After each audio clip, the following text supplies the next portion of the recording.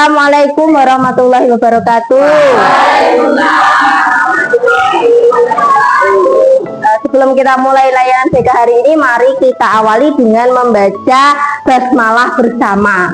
Bismillahirrahmanirrahim. Hari ini apakah ada teman yang izin? Ada. Siapakah itu? Kesha. Kesha dan Nafisa. Kesha, Esa sama Nafis. Kenapa? Sakit? Ya, kita doakan semoga Esa dan Nafis segera. Andika kenapa? Alfa, oke. Kita doakan ya yang sakit semoga cepat sembuh dan yang izin supaya bisa bergabung kembali dengan kita, ya. Oke.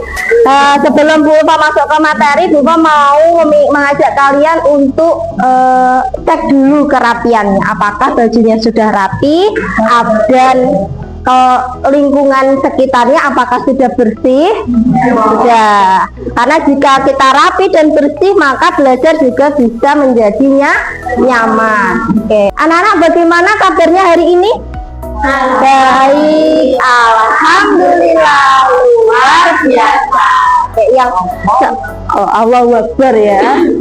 Karena bersyukur telah diberikan kesehatan. Bu Ulfa hari ini akan mengajak kalian untuk mengenali potensi. Jadi kemarin Bu Ulfa pelatihan, Bu Ulfa belajar di Padepokan. Ya, jadi Bu Ulfa diajari 7 jurus BK. Yang pertama yaitu kenali potensi. Hari ini Bu Ulfa akan mengajak kalian untuk mengenali potensi yang sudah dimiliki. Siap? Nah. Tepuk anak hebat. Cinta kecil, cinta sedang, cinta besar, cinta kamu. Ya, Wantoro ya, orang menengai. Sakit Wantoro? Enggak, tidak. Lanjut ya. Kita lanjut ke materi. Kenali potensi. Nah ini ya, jurus ya itu. Anak-anak, kita mulai pada aktivitas yang pertama, tapi Bu Ulfa ingin tahu dulu, kira-kira menurut kalian potensi itu apa? Potensi apa, Rio? Perkembangan apa? Perkembangan apa? Apa yang berkembang? Potensi. Pernah mendengar potensi? Pernah. Ya, kalau secara sederhananya potensi itu sama seperti bakat, kemampuan yang kita miliki. Kita perlu nggak menggali itu? Perlu, karena anak-anak sudah tahu potensinya? Belum. Oke, kita hari ini akan mencari tahu potensi yang kalian miliki itu apa. Untuk aktivitas yang pertama yaitu kita akan mencari gaya belajar. Ya. Ini ada asesmen lewat tautan ke apa? Aku Pintar ID. Nanti silahkan anak-anak ke lab komputer. Ibu sudah persiapkan. Anak-anak tinggal mengisi dan nanti akan Bu Ulfa pandu di lab komputer. Paham ya? Paham. Oke.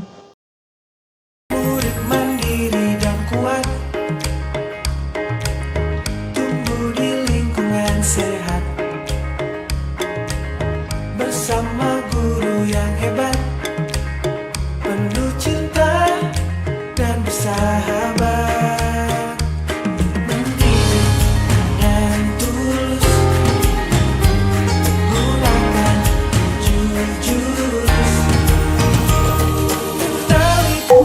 Anak-anak tadi sudah melakukan aktivitas yang pertama yaitu mengerjakan tes apa? Potensi ya, tentang gaya belajar.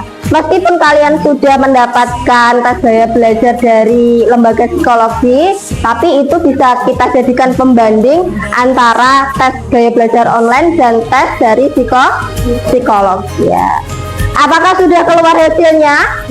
Sudah. Ada yang mau berbagi hasil tes gaya belajar? Cici hasil gaya belajarnya apa? Visual. Ica apa? Visual. Ada yang visual, ada yang auditory, ada yang kinestetik ya. Itu 3 gaya belajar. Ternyata setiap manusia itu punya gaya belajar masing-masing, sehingga itu mempengaruhi gaya belajarnya. Dari hasil yang sudah kalian dapat, sekarang kita akan merefleksi. Refleksinya adalah: 1.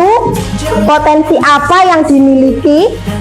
Lalu 2. Apakah kalian sudah belajar sesuai gaya belajar kalian? Terus 3. Kira-kira gaya belajar itu menurut kalian penting apa tidak? Paham? 3 pertanyaan. Gaya belajarnya apa? Lalu sudah sesuai apa belum belajarmu dengan gaya belajarmu hari ini? Yang ketiga, apakah gaya belajar itu penting atau mempengaruhi kamu dalam kegiatan belajar? Paham? Silakan direfleksikan, ditulis di buku. Nanti kita perwakilan maju 3 anak, ya. Sudah selesai merefleksi? Sudah. Zulfa minta 2 perwakilan untuk maju ke depan membacakan hasil refleksinya. Ada yang mau perwakilan? Anjani, ya, silakan maju.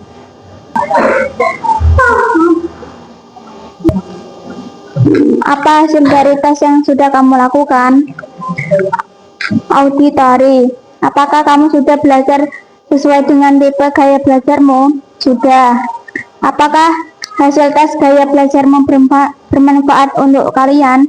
Sangat bermanfaat karena memudahkan saya untuk lebih memahami materi yang telah diberikan oleh guru. Kita beri tepuk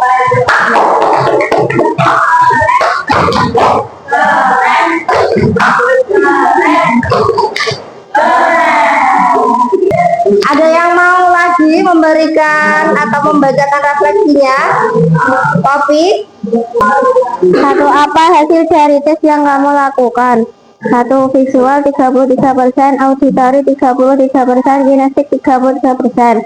2. Apakah kamu sudah belajar sesuai dengan tipe gaya belajarmu?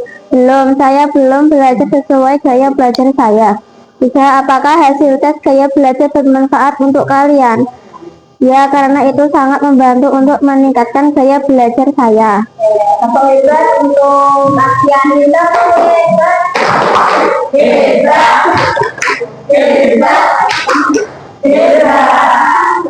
Terima kasih. Kita lanjutkan ya anak-anak. Itu tadi hasil refleksi yang sudah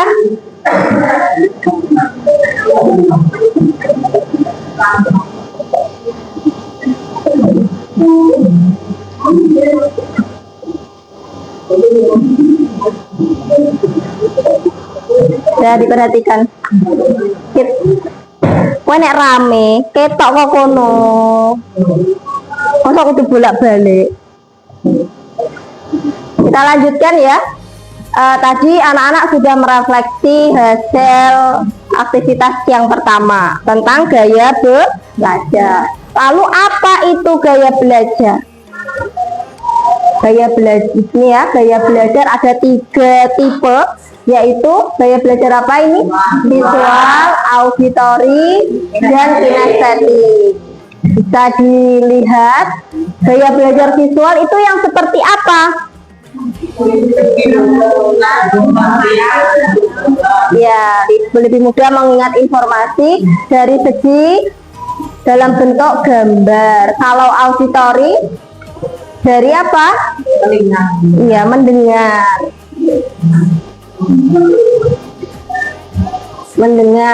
Jadi dia suka berdiskusi.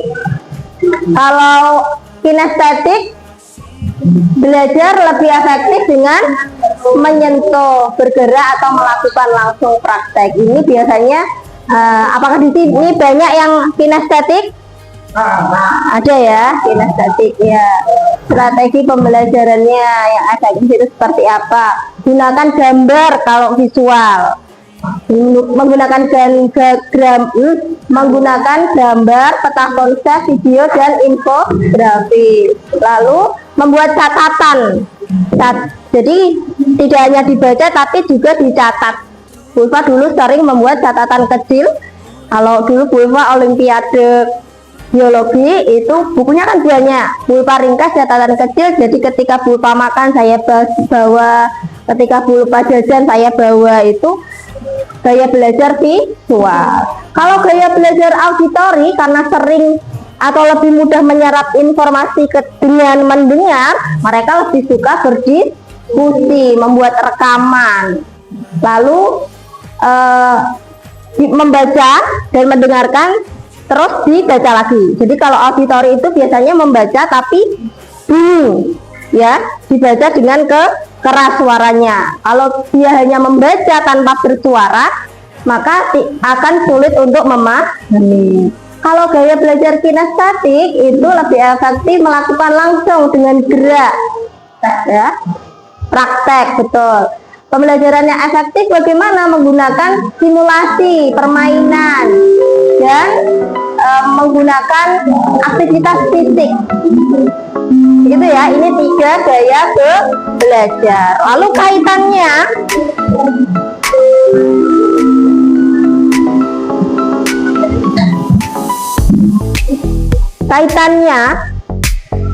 kenapa kok kita harus mengetahui gaya belajar kita? Itu untuk apa?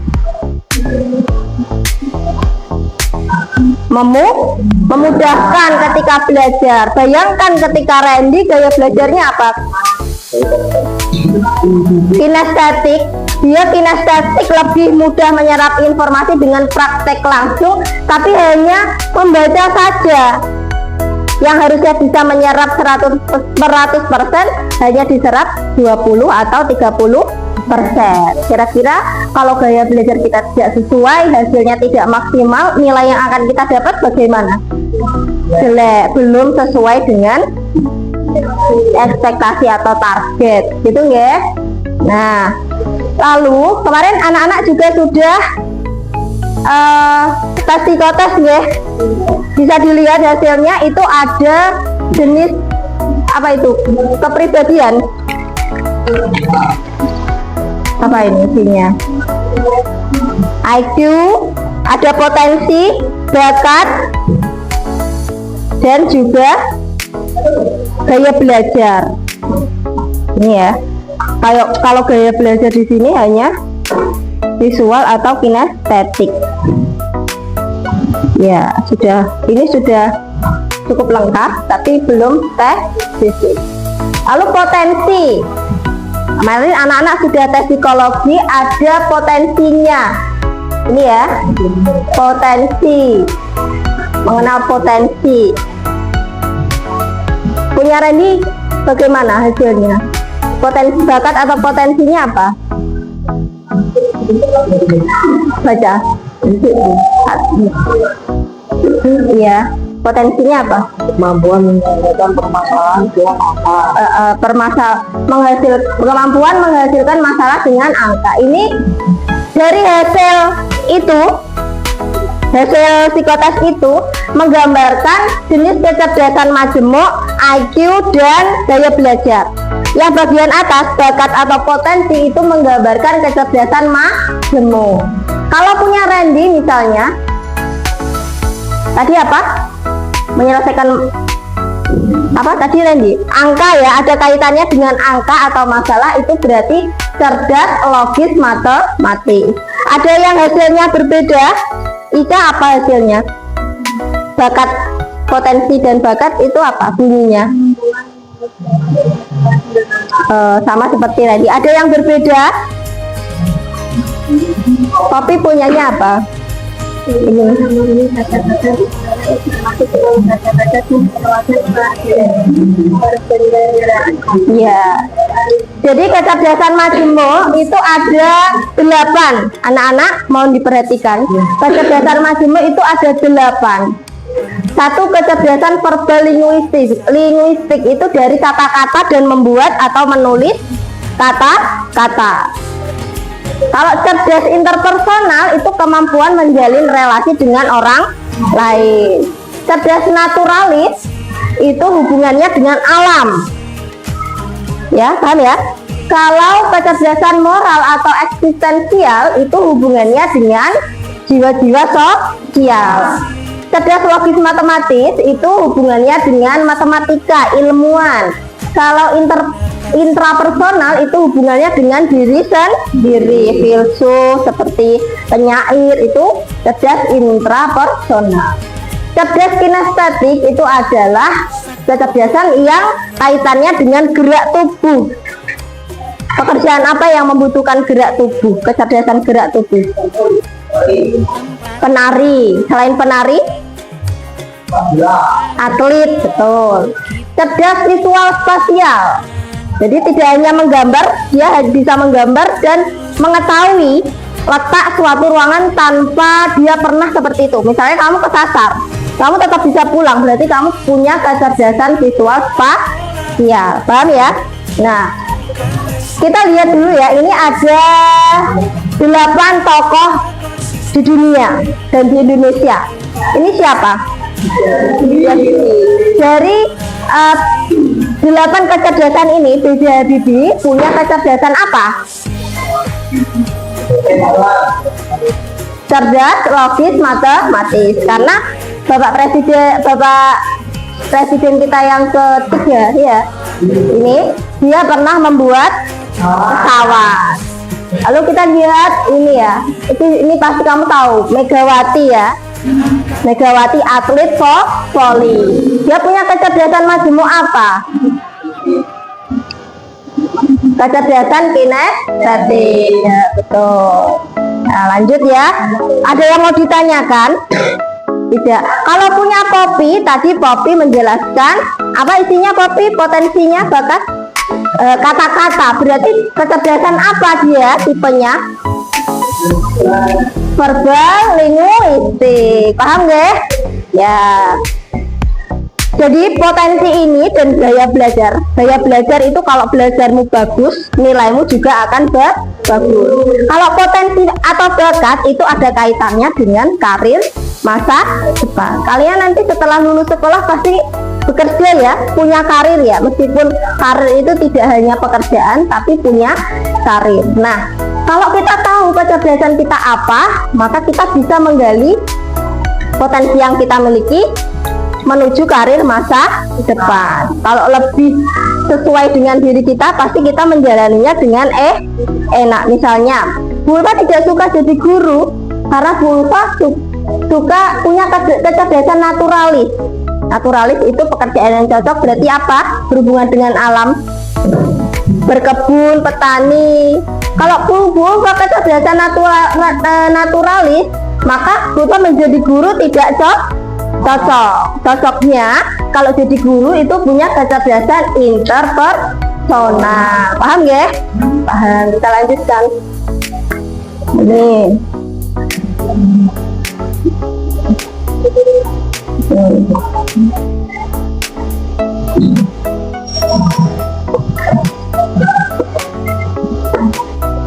Ada yang mau ditanyakan tentang potensi atau bakat? Tidak, ini masih tentang potensi. Kita menggali potensi, mengenali potensi karir masa depan. Jika dikaitkan dengan karir atau pekerjaan, maka ada 6 jenis-jenis karir. Kalau tadi jenis-jenis kecerdasan majemuk, ini jenis-jenis karir masa depan. Ada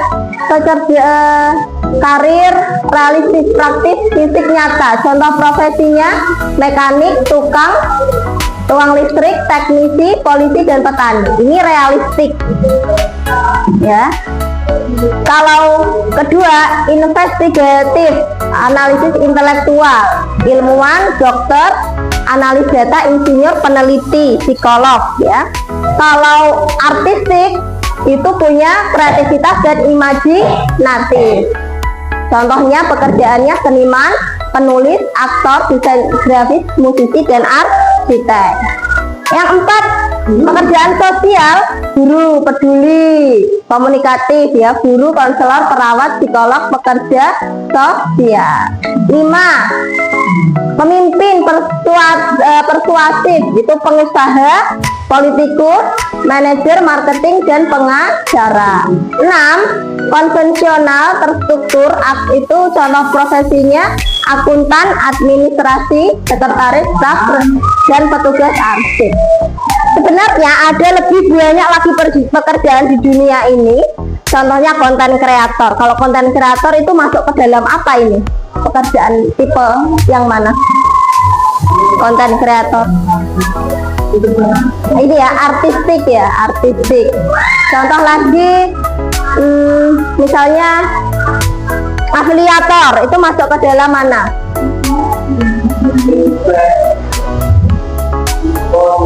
Ya, enterprise. Ya, karena dia marketing, iklan, bisa menjual barang yang diafiliatkan. Dari 6 pekerjaan atau karir masa depan, ada yang mau ditanyakan?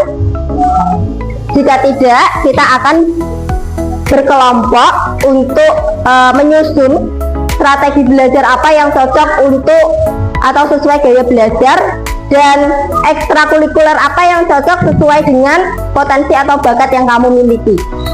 Paham? Ya. Silakan berkelompok sesuai dengan tipe gaya belajarnya. Di sini visual, auditory dan kinestetik. Ya, silahkan berkelompok. Jadi direkam, ayo berdiskusi, bahas, nanti yang maju perwakilan satu persatu.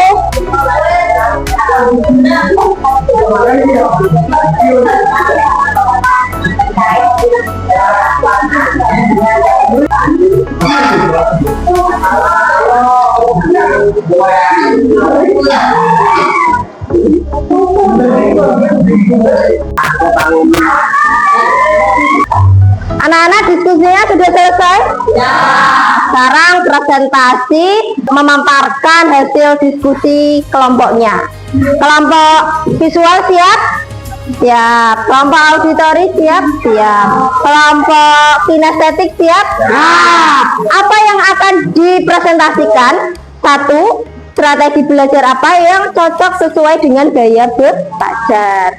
Yang kedua, hubungannya dengan potensi karir, ekstrakurikuler apa yang cocok dengan potensi atau bakat yang dimiliki. Paham ya?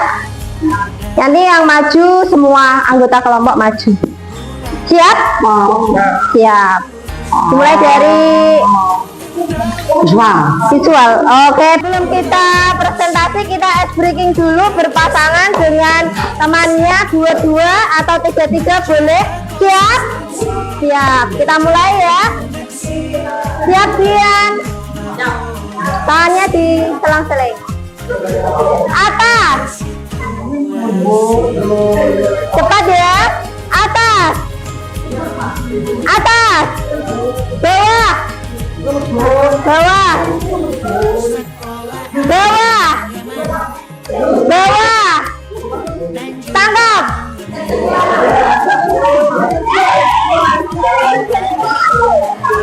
Siapa yang kena? Kena semua ya. Oke, kita tepuk tangan, anak-anak boleh duduk. Assalamualaikum warahmatullahi wabarakatuh. Kami dari kelompok gaya belajar visual, kami akan mempresentasikan hasil kerja kelompok kami. Strategi pembelajaran yang efektif visual. Gunakan gambar, peta konsep, video, infografik. Ajak murid membuat catatan warna-warni, mind map atau sketsa. Ekstrakurikuler pramuka.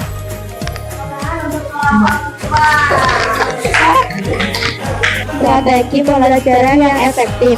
1. Gunakan diskusi, tanya jawab, rekaman suara, lagu edukatif. 2. Dorong murid untuk menjelaskan kembali materi dengan kata-kata sendiri. 2. Ekstrakurikuler yang cocok. 1. Rebana. 2. Paduan suara. Sekian dari kami.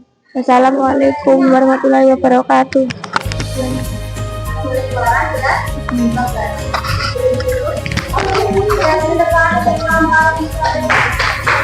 Assalamualaikum warahmatullahi wabarakatuh. Apa ya? Kami dari kelompok kinestetik ingin memprestasikan hasil kerja kelompok kami. 1. Gunakan permainan edukatif, simulasi eksperimen atau permahan peran serta permainan peran. 2. Sertakan aktivitas fisik dalam pembelajaran seperti berdiri saat menjawab atau berjalan antar pos. Ekstra yang cocok boleh. Kalian sudah berdiskusi strategi belajar apa yang cocok sesuai gaya belajar dan juga ekstrakurikuler apa yang cocok sesuai dengan bakat dan minat. Kita sampai pada penghujung kegiatan hari ini. Sebelumnya kita simpulkan dulu ada berapa tipe gaya belajar? 3, auditori, kinestetik, dan visual. Gaya belajar itu apa tadi? Kebiasaan kita ketika belajar sehingga mudah menyerap informasi. Oke. Lalu kaitannya dengan gaya majemuk, kaitannya dengan apa tadi? Iya toh, iku nek gurih.